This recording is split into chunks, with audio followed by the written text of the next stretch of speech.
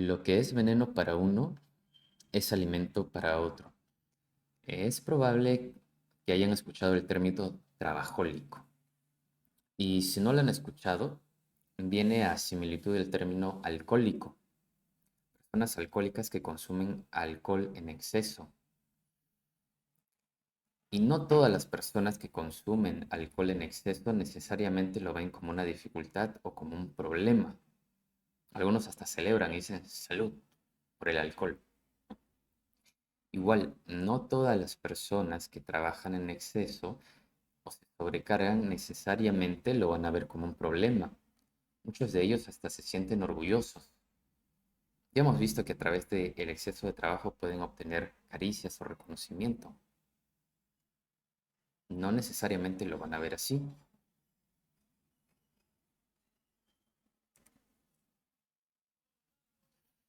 A veces podemos darnos cuenta porque las personas se expresan de esta manera y dicen, a mí me gusta mucho trabajar bajo presión. O yo necesito que me presionen para rendir en el trabajo.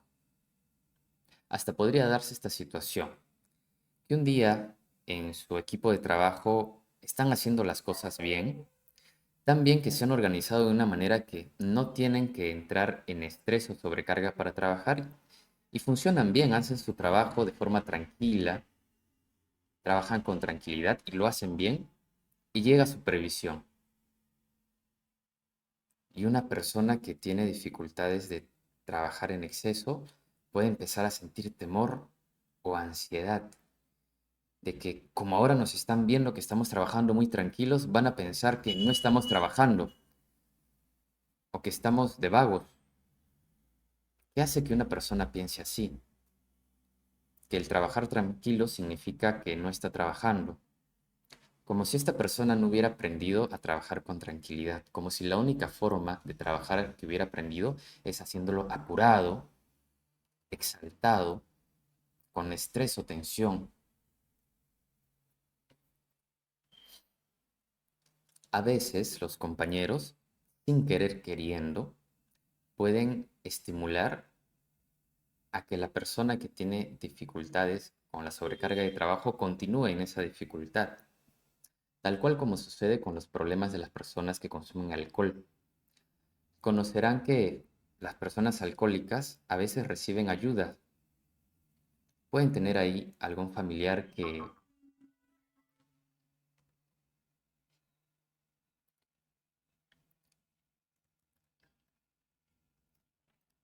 pueden tener por ahí algún familiar que les ayuda dándoles dinero por si se quedan sin pasaje porque se han gastado su dinero en el alcohol o porque de repente les calientan la comida ahora que está llegando después de una juerga que ha tenido o les ayudan a ponerse cómodos para que puedan dormir después de haber consumido un montón de alcohol.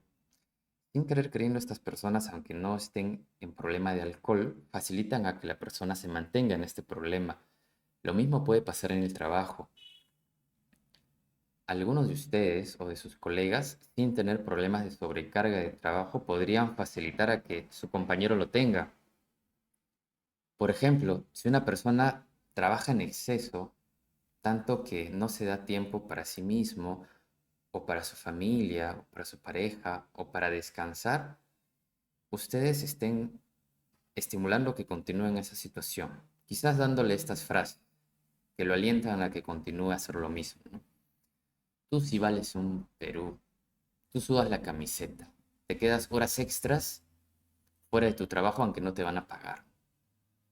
A ver, la producción, ¿quién es el que ha producido más para felicitarlo?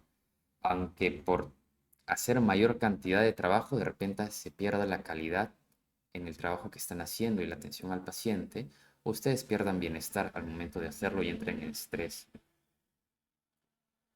O inclusive viene un compañero que se ha venido de otro trabajo sin dormir y dicen, ah, mira, de boleto, ¿no? Tú sí vales mucho. Mujer o varón que trabaja de más vale por dos.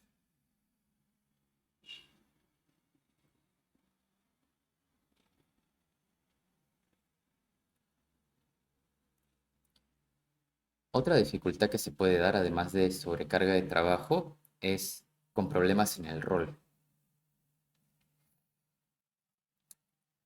Cada persona que va a trabajar a un lugar sabe qué rol le corresponde, ya sea médico, enfermera, psicólogo, personal técnico, residente, interno, sabe cuál es su rol, pero necesitan saber qué es lo que le corresponde hacer.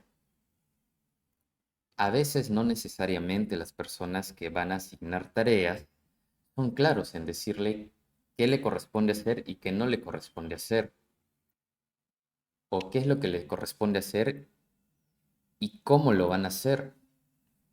Recordarán ustedes si ingresaron a un nuevo servicio de trabajo, si bien es cierto ustedes sabían cuál era su rol, les explicaron con claridad qué le correspondía hacer en su trabajo y de qué manera lo iban a hacer y cuáles eran las normas del lugar de trabajo, o se lo dieron de forma media imprecisa. ¿Se aseguraron de que ustedes hayan despejado sus dudas o les dieron así las normas rápido nomás? Porque se supone que ustedes ya deberían de saber. Como si en cada servicio las normas fueran iguales. Y no es así, cada servicio tiene sus normas, sí generales de la institución, pero tienen sus propias normas internas. Y esto puede generar estrés ante la exigencia de desarrollar una tarea, porque la persona podría entrar en conflicto, ¿no? ¿Qué me corresponde hacer? ¿Lo que estoy haciendo me corresponde hacer o le corresponde hacer a mi compañero? Si me estoy metiendo a hacer una tarea que no me corresponde y encima no me queda muy claro cómo lo hago, ¿se hace de esta manera que yo pienso que es o aquí trabajan diferente? Y si lo hago mal, ¿quién va a responder? ¿Quién va a ser el responsable?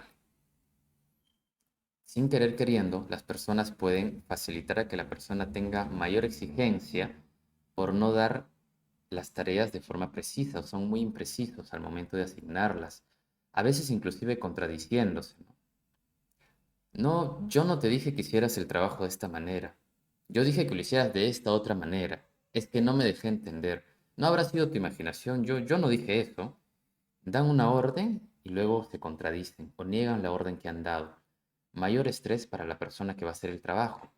No sabe si al final el esfuerzo que está haciendo en hacer una tarea va a ser reconocido porque después lo van a contradecir.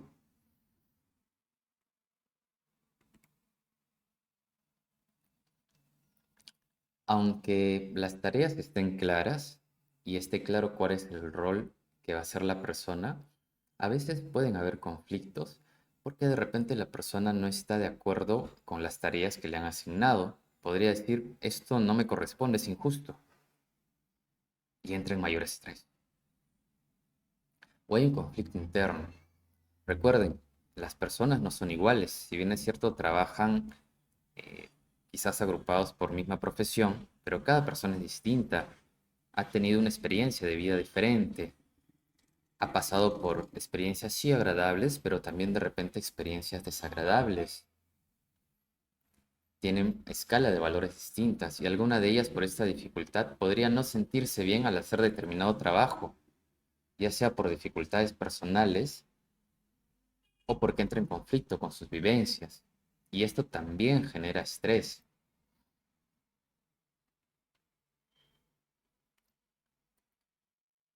O podría darse un estrés debido a que una tercera persona, en este caso el jefe general, le da al trabajador una orden directa, que tiene que hacer el trabajo de esta manera, pero sin haber avisado o haber coordinado con el jefe superior.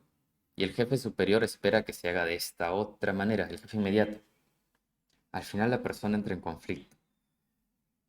Tengo que hacer el trabajo porque el jefe superior me ha dicho que lo haga de esta manera, pero si lo hago de esta manera, voy a meterme en problemas con mi jefe inmediato. Y si lo hago como me pide mi jefa inmediata, voy a meterme en problemas con mi jefe superior. Cuando se salta la cadena de mando, se generan estos problemas. O al revés, si hay dos compañeros que tienen problemas entre sí, pongamos el ejemplo, ¿no? Un enfermero con una enfermera, en vez de conversar entre ellos, de frente se saltan al jefe inmediato, al jefe general o inclusive hasta la dirección. Se saltan la cadena de mando y esto ya genera varios conflictos.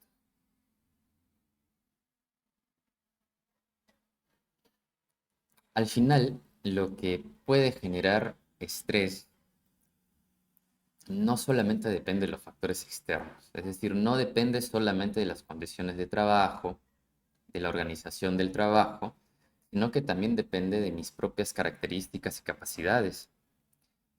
Si ante esta situación o esta exigencia yo sé que es algo que puedo afrontar por mis capacidades y mis recursos, probablemente esté en equilibrio entre la exigencia y mis recursos. Y este estrés va a estar bueno porque me va a permitir actuar. Recuerden que el estrés es una preparación del cuerpo para actuar y avanzar con mis actividades. Pero si veo que estas demandas son mucho mayores por las condiciones de trabajo, por la organización del trabajo, por la carga laboral, versus mis recursos, por mis propias características, voy a entrar en un estrés mucho mayor que me puede eh, llevar a dificultades que vamos a ver más adelante. O inclusive al revés, si de repente las demandas son muy bajas para mis capacidades o la exigencia es muy baja, me voy a aburrir demasiado, ¿no? Estoy en un trabajo donde tienen la mejor infraestructura, los mejores equipos, pero no hay mucho que hacer. Yo doy para más. Me aburro y puedo entrar en estrés o bajo estrés, que también genera malestar.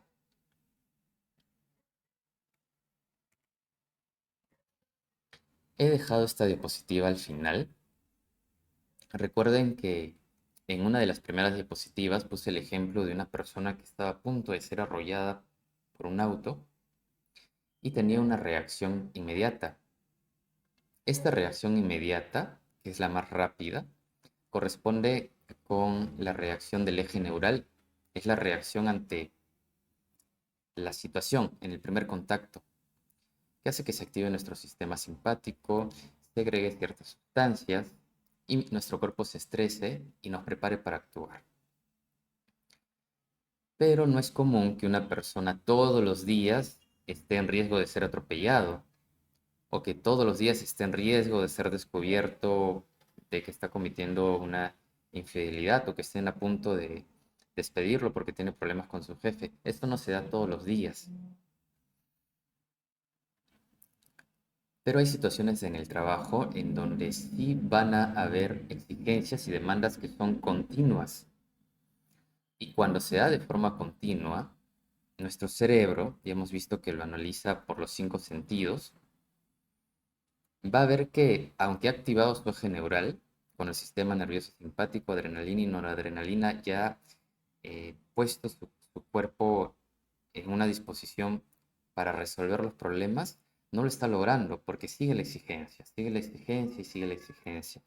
Entonces el cuerpo, el cerebro se da cuenta de que este camino del eje neural no es suficiente y necesita activar otra vía, que vendría a ser la vía del eje endocrino.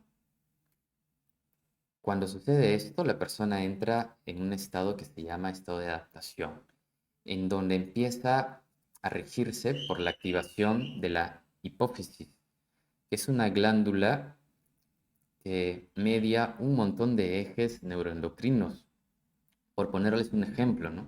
La hormona adenocorticotropa, que estimula la glándula suprarrenal, que a su vez segrega ciertas sustancias como los mineralocorticoides, glucocorticoides, que pueden hacer que se den condiciones muy similares a la diabetes, que haya mayor resistencia a la insulina, que el hígado maneje la glucosa de cierta manera, que se aumenten los niveles de glucosa, y por no hablar de otros ejes neuroendocrinos que existen, que influyen bastante con la presión arterial, con el funcionamiento del riñón, con el sistema autoinmune, las defensas o las alergias.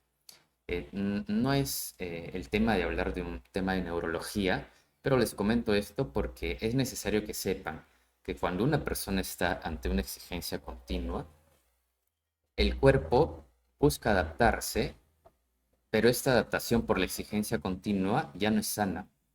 No es solamente que psicológicamente yo sé que me puedo sentir estresado, triste, con cólera, con miedo, sino que por dentro realmente se están enfermando. Y el cuerpo no puede por siempre estar activando de forma constante el sistema nervioso simpático, eje 1 neural, y no puede por siempre estar segregando hormonas de la misma manera en el eje 2 endocrino. Llega un momento donde se agota, y cuando se agota hay riesgo de muerte.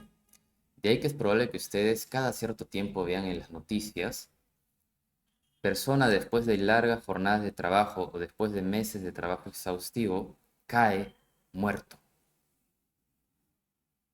Usualmente se dan más en lugares en donde hay demasiada exigencia de trabajo, países asiáticos como en China, Japón, o en determinados trabajos, también en Latinoamérica. Los trabajos en donde la mayoría de las personas exigen son a nivel de educación y de salud, sin necesidad de que ustedes lleguen a riesgo de muerte o coma, sin necesidad de que lleguen a la fase 3 que es agotamiento, ya pueden estar presentando dificultades. Personas que tienen tendencia a presentar ciertas alergias, urticarias o psoriasis, se empeora. Personas que tienen diabetes, pues la diabetes se empeora mucho más, hace que requieran mayor uso de medicamentos. Personas que tienen problemas con su sistema inmune empeora más, problemas que tienen dificultades cardiovasculares también. O sea, sin necesidad de llegar al riesgo de muerte, pueden correr riesgo de enfermarse. A través de esta exposición es importante que ustedes evalúen los factores que pueden condicionar que ustedes entren en un estrés de manera continua o permanente. Hemos visto los factores externos, es decir, las condiciones de trabajo, infraestructura, cómo es la infraestructura del lugar donde yo estoy trabajando, cuáles son las condiciones laborales de organización, tengo los equipos necesarios para trabajar, el número de personal con que yo cuento es el adecuado para hacer este número de tareas en este número de horas, cuántos trabajos tengo, descanso, y más allá de las condiciones externas, quizás más importante es ver mis propias características, mis condiciones internas, que hace que una persona entre en mayor estrés que otra persona en las mismas condiciones de trabajo. Quizás yo tengo ciertas características que hacen que me autoexija de una manera que ya no me es saludable. Y aunque inclusive yo cambie de trabajo, si yo tengo estas propias características, es probable que tenga riesgo de llegar en la misma situación y al final diga, otra vez me pasa lo mismo a mí en el trabajo. ¿Por qué me sucede siempre lo mismo? Si la dificultad no es muy compleja, quizás con una charla informativa como esta les puede ayudar. Pero si la dificultad está mayor, quizás necesiten ayuda profesional y no está mal que busquen ayuda, es decir, terapia, porque nadie es perfecto. Nadie ha tenido papás perfectos, nadie ha tenido una vida perfecta y todas las personas pueden ir a terapia para mejorar sin necesidad de tener un trastorno psiquiátrico o estar en un muy mal estado de salud. Pueden ir a recibir terapia porque aunque se encuentren bien, quieren mejorar sus condiciones de vida y quieren estar mejor. Espero que esta exposición les haya servido bastante en el abordaje del estrés laboral. Gracias.